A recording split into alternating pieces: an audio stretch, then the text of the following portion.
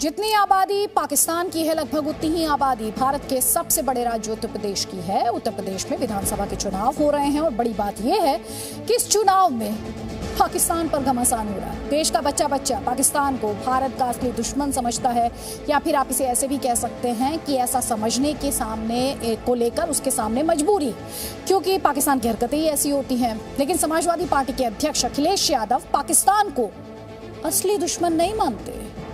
इसी मुद्दे को आज बीजेपी ने बड़ा मुद्दा बना दिया। उत्तर प्रदेश में बदलाव को कोई रोक नहीं सकता। जिन्ना का रट लगाते हुए इस अखिलेश यादव पाकिस्तान तक वो पहुंचे। जिन्ना से जो करे प्यार वो पाकिस्तान से कैसे करे इनकार। हिंदू, मुस्लिम और जिन्ना 15 मार्च तक यहाँ पर रहेंगे, प्रवचन देंगे। यूपी चुनाव में पाकिस्तान का क्या काम? अखिलेश यादव जी ने इंटरव्यू में कहा है, साक्षात्कार में कहा है कि पाकिस्तान भारत का असली दुश्मन नहीं है। माना कि आबादी में उत्तर प्रदेश पाकिस्तान के बराबर है, पर इसका यह मतलब तो नहीं कि उत्तर प्रदेश का चुनाव भी पाकिस्तान पर लड़ा जाए। लेकिन यूपी की सियासत में सोमवार का दिन पाकिस्तान के नाम रहा। अखिलेश यादव जी का कहना कि वो पाकिस्तान को भारत का असली दुश्मन नहीं मानते हैं और भारतीय जनता पार्टी केवल और केवल वोटों की राजनीति के कारण पाकिस्तान को दुश्मन मानती है, दुखद, चिंताजनक और शर्मनाक। बीजेपी के प्रवक्ता संबित पात्रा की पूरी प्रेस कॉन्फ्रेंस में पाकिस्तान का जिक्र हो रहा था और निशाने पर थे अखिलेश यादव। अखिलेश यादव निशाने पर इसलिए थे क्योंकि उन्होंने एक चुनावी इंटरव्यू में पाकिस्तान को भारत का असली दुश्मन मानने से इनकार कर दिया है। उन्होंने कहा कि पाकिस्तान भारत का असली दुश्मन नहीं है और बीजेपी सिर्फ वोट की राजनीति के चलते पाकिस्तान को दुश्मन मानती है। इंटरव्यू में अखिलेश यादव ने चीन को असली दुश्मन बताया, लेकिन पाकिस्तान को असली दुश्मन नहीं बताकर उन्होंने बीजेपी को मौका दे दिया। आपका यह कहना कि भारत का असली दुश्मन पाकिस्तान नहीं है, ये तो भारतीय जनता पार्टी पाकिस्तान को दुश्मन बना रही है। मैं तो इतना कहना चाहूंगा और बिल्कुल स्पष्ट कहूंगा, चाहे अखिलेश जी बुरा माने, जिन्ना से जो करे प्यार वो पाकिस्तान से कैसे करे इनकार। जिन्ना का रट लगाते हुए इस चुनाव में अखिलेश यादव उतरे थे और आज जिन्ना से एक पायदान ऊपर पाकिस्तान तक वो पहुंच गए।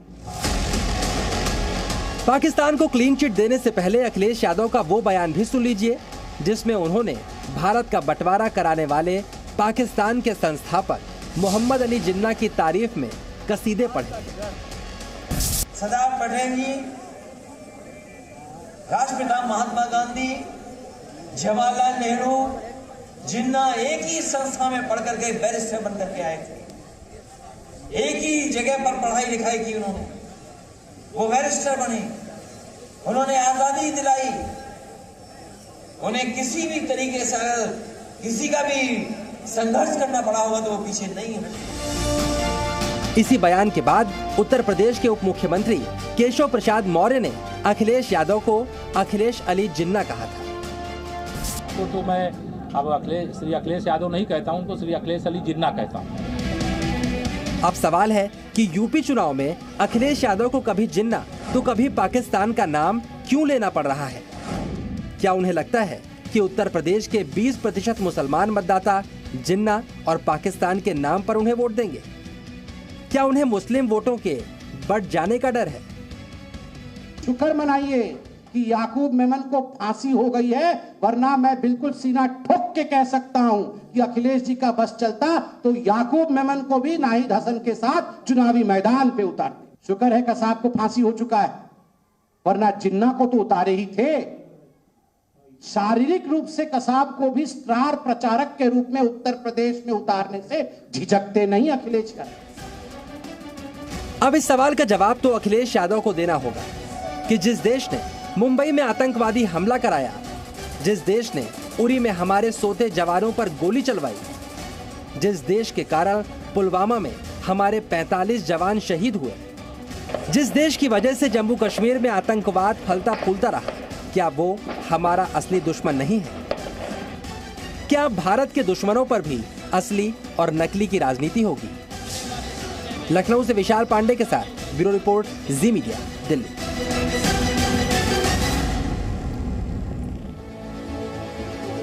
यहाँ पर आपके लिए समझने वाली बात यह है कि उत्तर प्रदेश का पाकिस्तान के बॉर्डर से दूर दूर तक नाता नहीं, फिर भी यूपी चुनाव में पाकिस्तान की एंट्री हो गई है।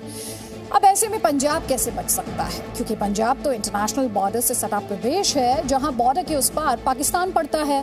पंजाब में भी विधानसभा चुनाव है, 20 फरवरी को वहां वोटिंग होगी, लेकिन आज वहां भी पाकिस्तान का मुद्दा ही गरमाया रहा। कैप्टन अमरिंदर सिंह ने पंजाब कांग्रेस के प्रदेश अध्यक्ष नवजोत सिंह सिद्धू के खिलाफ पाकिस्तानी बॉम्ब फोड़ा है। उन्होंने कहा कि सिद्धू को पंजाब में मंत्री बनाने के लिए पाकिस्तान की तरफ से पैरवी की गई थी। किसने की थी ये पैरवी और क्या कहा था, इन सवालों के जवाब इस रिपोर्ट में।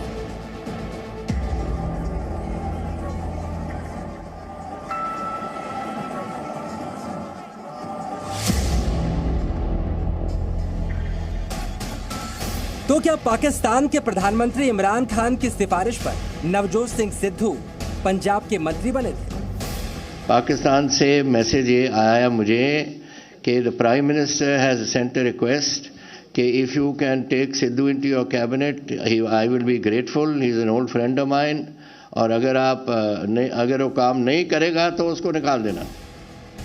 कैप्टन अमरिंदर सिंह का दावा है कि पंजाब की कांग्रेस सरकार में नवजोत सिंह सिद्धू को मंत्री बनाने के लिए पाकिस्तान से पैरवी हुई थी। पैरवी पाकिस्तान के प्रधानमंत्री इमरान खान के नाम पर। वही इमरान खान जिन्हें सिद्धू अपना यार, दिलदार, बड़ा भाई, फरिश्ता और न जाने क्या क्या कहकर बुला चुके हैं। मेरा बड़ा भाई, वेरी वार्म, मेरा बड़ा भाई, उसमें बहुत प्यार। We have been waiting for this day for so long. Yes, very warm welcome.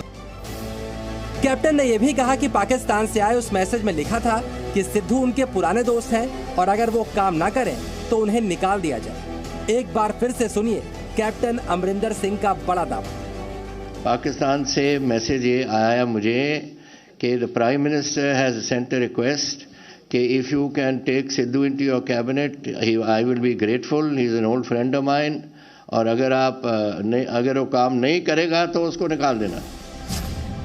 Captain Sidhu पर आरोप लगाते हुए जिस कैबिनेट की बात कर रहे हैं वो शायद 2017 की घटना हो, क्योंकि साल 2017 में ही सिद्धू पंजाब की कांग्रेस सरकार में मंत्री बने थे। और खास बात यह है कि उस सरकार के मुखिया यानी मुख्यमंत्री कैप्टन अमरिंदर सिंह ही थे। और 2018 में इमरान खान जब पाकिस्तान के प्रधानमंत्री पद की शपथ ले रहे थे तो उस समारोह में शामिल होने के लिए सिद्धू इस्लामाबाद पहुंच गए। और एक साल बाद ही 2019 में सिद्धू ने मंत्री पद छोड़कर कैप्टन के खिलाफ ही मोर्चा खोल दिया था। अब कैप्टन के नए दावे पर कांग्रेस की सफाई भी सुन लीजिए। कैप्टन साहब आज और आरोप लगा रहे हैं जब इलेक्शन है, जब मंत्री बनाया था तब उन्होंने नहीं कहा, 4.5 साल तक मुख्यमंत्री रहे तब तक उन्होंने कोई आरोप नहीं लगाया। आज बीजेपी की झोली में बैठ गए हैं तो नवजोत सिंह सिद्धू पे सबसे बड़ा रिलेशन अगर मैं देती जी ये कहूं अमरिंदर सिंह साहब का पाकिस्तान के साथ है। अब कैप्टन खुद कांग्रेस से अलग हो चुके हैं और सिद्धू पंजाब कांग्रेस के अध्यक्ष बन चुके हैं।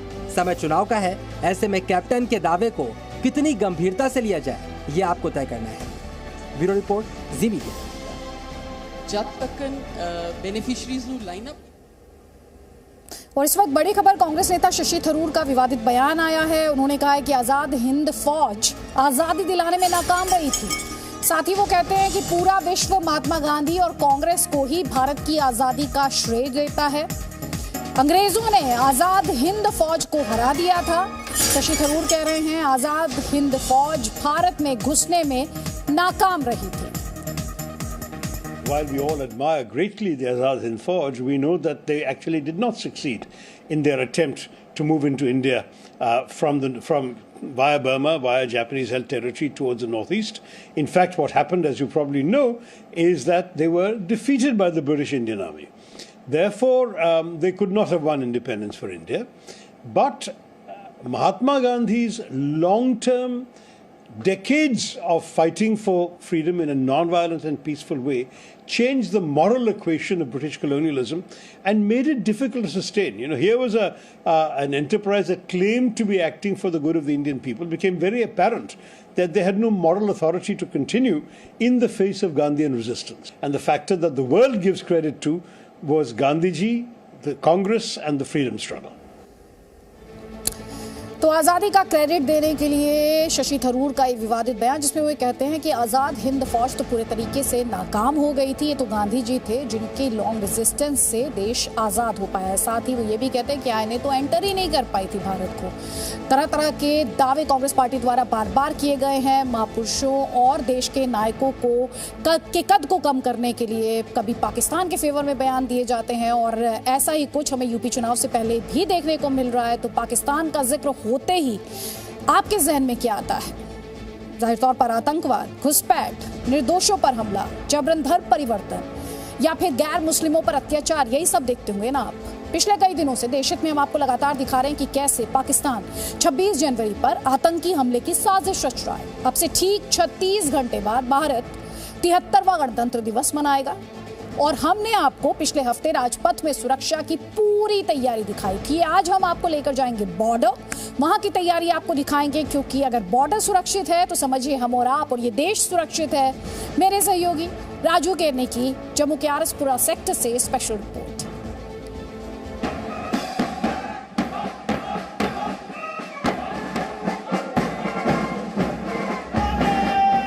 कदम से कदम मिलाकर आगे बढ़ रहा है सीमा सुरक्षा बल का कंटिंजेंट, बहादुरों का दल।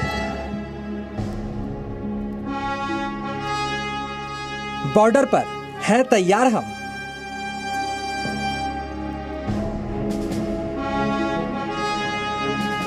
कुछ नशा तिरंगे की आन का है,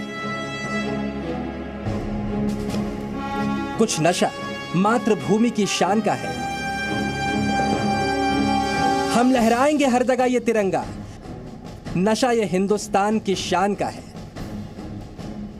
भारत मां के सपूत इन पंक्तियों को सिर्फ पढ़ते नहीं, जीते हैं। ये जम्मू का आरएसपुरा सेक्टर है, जहां से सिर्फ 11 किलोमीटर की दूरी पर पाकिस्तान का सियालकोट है। और ये रहा हमारा बॉर्डर, जहां बीएसएफ के जवान गश्त पर हैं। उनके कंधे पर बंदूक है और पाकिस्तान की तरफ निगाहें।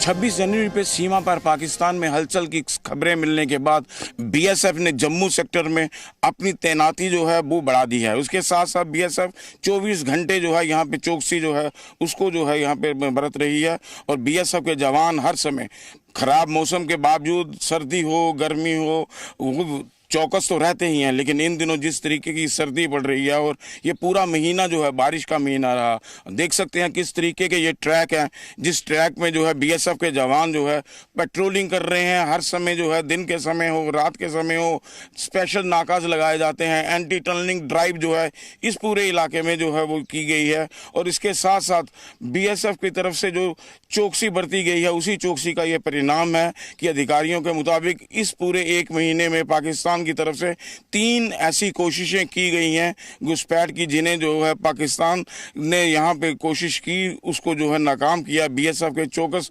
जवानों ने। सुना आपने, जम्मू से सटे भारत और पाकिस्तान बॉर्डर पर एक महीने में घुसपैठ की 3 बार कोशिश हुई है। लेकिन पहले से सावधान और सतर्क बीएसएफ के आगे दुश्मन की तीनों कोशिशें नाकाम रही। दरअसल बॉर्डर के उस पार यहां से कुछ ही दूरी पर आतंकी संगठन जैश ए मोहम्मद के कई लॉन्चिंग पैड्स हैं, जहां बड़ी संख्या में आतंकी घुसपैठ के लिए तैयार बैठे हैं। लेकिन हमारे जवान भी ऐसे घुसपैठियों को जहन्नुम पहुंचाने के लिए तैयार बैठे हैं। मेरे पीछे ये जो पोस्ट देख रहे हैं, ये पोस्ट जो है पाकिस्तान की इनायत पोस्ट है। इनायत पोस्ट सियालकोट डिस्ट्रिक्ट में पड़ती है और ये सियालकोट डिस्ट्रिक्ट वही है। यहाँ पे जैश ए मोहम्मद के लॉन्चिंग पैड हैं और एक बड़ा भारी लॉन्चिंग पैड है जैश ए मोहम्मद का। यहाँ से ड्रोन और घुसपैठ की जो कोशिश होती है वो यहाँ से की जाती है और ड्रोन के जरिए हथियार यहाँ सप्लाई किए जाते हैं, भारतीय क्षेत्र में वो फेंके जाते हैं। और ड्रोन के साथ साथ यहाँ पे हथियारों के साथ साथ यहाँ पे नारकोटिक्स यहाँ पे भेजे जाते हैं। ये डिस्ट्रिक्ट इतना बड़ा डिस्ट्रिक्ट है कि यहाँ की एक साइड जो है जम्मू कश्मीर के साथ लगती है, जम्मू, सांबा, कठुआ, और दूसरी एक साइड जो है पाकिस्तान की जो साइड है वो पठानकोट, पंजाब के साथ जो है वो लगती है। जम्मू में बीएसएफ के आईजी डीके बुरा ने आतंकियों को चैलेंज किया कि सीमा पार से होने वाली हर साजिश नाकाम होगी। हमारी अपनी तैयारी पूरी है और जो भी इंटरनेशनल एलिमेंट्स हैं, जो भी वो प्लान करें या जितनी भी इंफॉर्मेशन हो उसको मद्देनज़र रखते हुए, और हमने अपनी तरफ से जो तैयारी की हुई है उससे मुझे पूरा कॉन्फिडेंस है कि वो इस अपने इरादों में सक्सेसफुल नहीं हो पाएंगे और किसी भी तरह की कोई ऐसी कार्रवाई को अंजाम नहीं दे पाएंगे जिससे हमें कोई नुकसान पहुंचा सके। बॉर्डर पर करीब 400 आतंकवादी घुसपैठ की कोशिश में हैं, लेकिन वो अपने मकसद में कामयाब नहीं हो पा रहे। और ऐसा इसलिए हो रहा है क्योंकि हमारे जवान जान जोखिम में डालकर सरहद की सुरक्षा में तैनात हैं। फिर जमीनी इलाका हो या पहाड़ी इलाका, बारिश हो या बर्फबारी। इस तस्वीर को देखिए, ये पुंछ सेक्टर की तस्वीर है जहां हमारे जवान हाजी पीर के ठीक सामने 8,800 फीट की ऊंचाई पर बर्फीली पहाड़ियों पर तैनात है। इनपुट्स अभी भी मिल रहे हैं बीएसएफ को कि 26 जनवरी पे पाकिस्तान की तरफ से कोई ना कोई गड़बड़ जो है वो की जाएगी, लेकिन बीएसएफ अधिकारियों का कहना है जो भी गड़बड़ वो करने की कोशिश करेंगे उसे नाकाम कर दिया जाएगा। कैमरामैन मानिक के साथ राजू केरनी, जी मीडिया, आरएसपुरा सेक्टर। और इन जवानों को सैल्यूट कीजिए क्योंकि ये उनकी तो रक्षा करते ही हैं जो इन्हें प्यार करते हैं, या उनकी भी हिफाजत उतनी ही मुस्तैदी और डेडिकेशन के साथ करते हैं, समर्पण के साथ करते हैं, जो इनसे सवाल पूछते हैं, जो इनसे सबूत मांगते हैं, जो इन्हें अक्सर पानी पी पी कर कोसते हैं। अब हम आपको ब्रेक में जाने से पहले दिल्ली के राजपथ से कुछ भव्य तस्वीरें दिखाने जा रहे हैं। इन तस्वीरों को देखिए, इसमें आपको आसमान में कुछ चमकते हुए ऑब्जेक्ट दिख रहे होंगे, दरअसल ये ड्रोन है। अभी वो तस्वीर हम आपको दिखाएंगे जिसमें चमकता हुआ ऑब्जेक्ट आपको दिखाई देगा, और ये चमकते हुए ऑब्जेक्ट्स जो हैं ये ड्रोन्स हैं।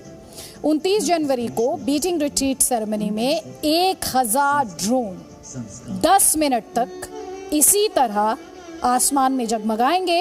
ये तस्वीरें बीटिंग रिट्रीट सेरेमनी के लिए हो रही रिहर्सल के दौरान की हैं। रक्षा मंत्रालय के सहयोग से बोथला डायनामिक्स प्राइवेट लिमिटेड ने आज़ादी की 75वीं वर्षगांठ मनाने के लिए अनूठे ड्रोन शो को करने की तैयारी की है। चाइना, रशिया और ब्रिटेन के बाद भारत चौथा ऐसा देश होगा जहां इस तरह का शो किया जाएगा।